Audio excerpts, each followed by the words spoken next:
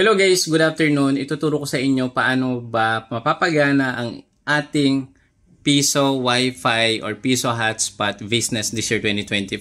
Iga-guide ko po kayo. Sobrang dali lang po nito na pwede ka na makapagsimula ng pagkakitaan this year 2024. Ang kailangan mo lang existing Wi-Fi, kung meron kang Starlink, meron kang modem, at least 50 Mbps, 100 Mbps yung inyong internet speed, pwede na po ito. So meron po ako mga device dito.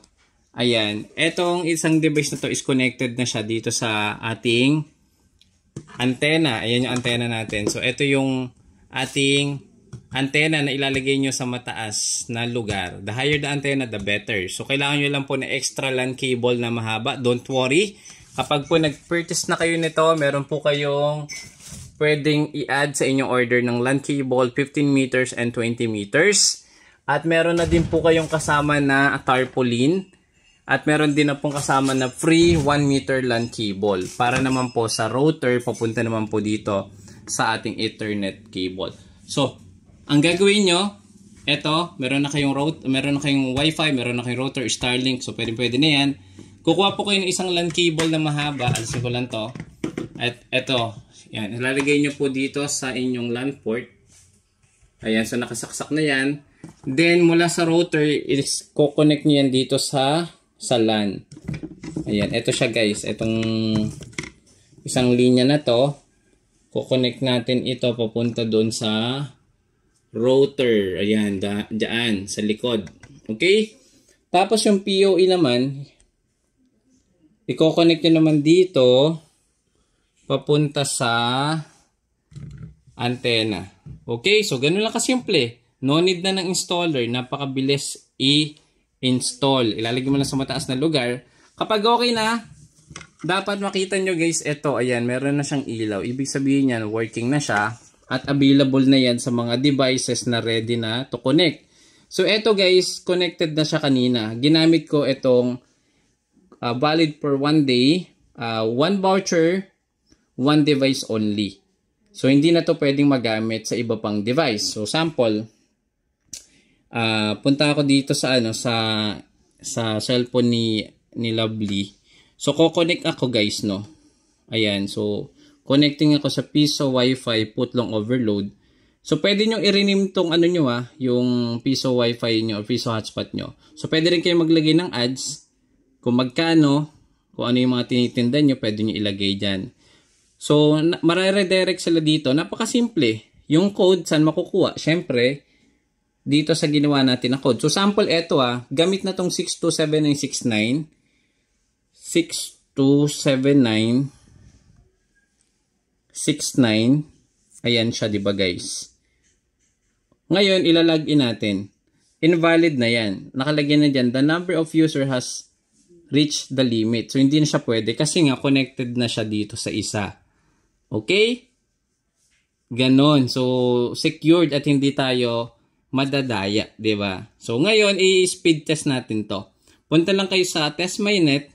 So, yung ating nga palang router speed ay nasa 200 Mbps, no? And then, itetest natin yung bilis ng ating Piso hotspot or Piso Wi-Fi. No need bendo. Download speed. Ayan, i-check natin yung download speed. Check natin, kapag naka-default, mga kalahati, yung kaya nating i-transmit or dito. Ibigay na signal ng antenna. So, 69 Mbps. Pwede pa din. Pwede pang browse, pwede pang research, pang YouTube. Diba? I-try natin sa YouTube kung mabilis. Ayan. So, try natin tong kay AI.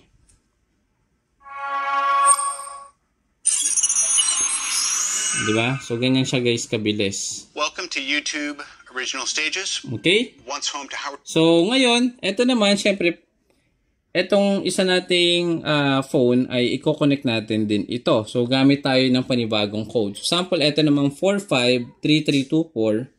4533. Ayan, 453324. Okay, i-check nyo guys i-check nyo kung paano tayo ko-connect. Napakabilis lang yan. Click natin tong login. Ayan, kapag nakita nyo yan, redirecting. Ayan, 'di ba? So ganun kabilis. Nandoon kaagad tayo. So i-try natin ulit dito yung YouTube. Ayan, try natin kung makakapag-play tayo. So, try natin yung mga, ano ba? Any video, Cocomelon. Ayan. So, ganyang kabilis guys. Pwede na natin mabigyan yung mga nasa remote area na walang internet. So, kayo yung magpo-provide. At the same time, nakatulong na kayo. Pwede pa tayong kumita kahit papano. Diba? So, ganyang kabilis.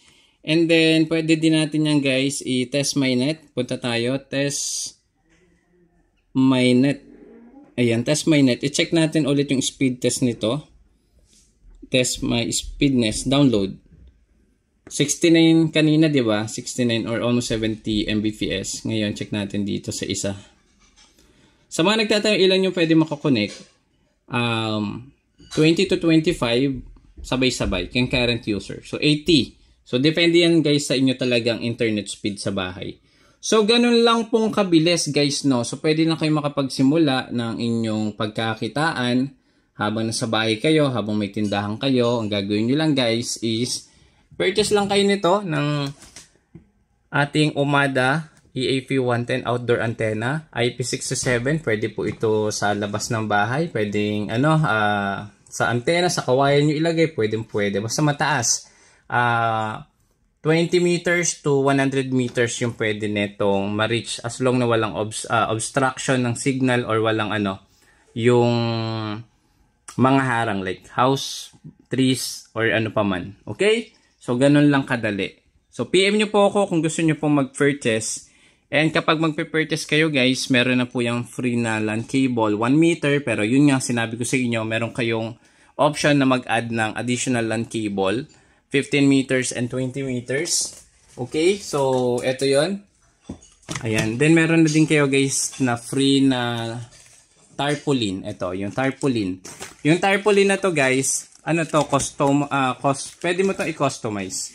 And open ko lang yung tarpaulin natin. So, sample, 1 hour, diba? 1 hour, 1 week, 3 days, or even 1 month. Pwede na natin itong, pentel lang guys, ang gagawin nyo. Ayan. So, ayan. So, sample, 1 hour, 5 pesos. Diba? Sa 3 days naman, sample, 15 pesos. Ganun, depende. Yung sa amin kasi 1 day, dati yan 19 pesos. Pero ginawa ko ng 15 pesos. 1 day na yun. Unlimited yan guys. Okay? So dito naman 5 days, depende. May 1 month promo din tayo. Kung meron kayong kapitbahay na gusto nilang pang 1 month sila kukonek, pwede. And sa mga nagtatanong guys, kung pwede bang ma-scan So sample, kukonek yung user, no? 'Di ba? Merong mga devices na i-scan yung yung QR code. So dito hindi po nila mai-scan kasi po ito, nasa portal lang po tayo. So hindi yan mai-scan. So sample, i-scan ko na itong device na to, no. Meron kasi itong pang-scan. Click natin tong QR code scanning. So sample ko connect yung mga ibang user dito. Pag in-scan nila yan, guys, ito yung mag-a-appear. Pero hindi sila magpo-proceed. Yan, wala, 'di ba? So bumabak lang. So ganun. So yun lang guys. Thank you so much. Order na kayo at para ma-reserve ko kayo kaagad, PM nyo lang po ako. Thanks so much. See you again sa next video. Bye-bye.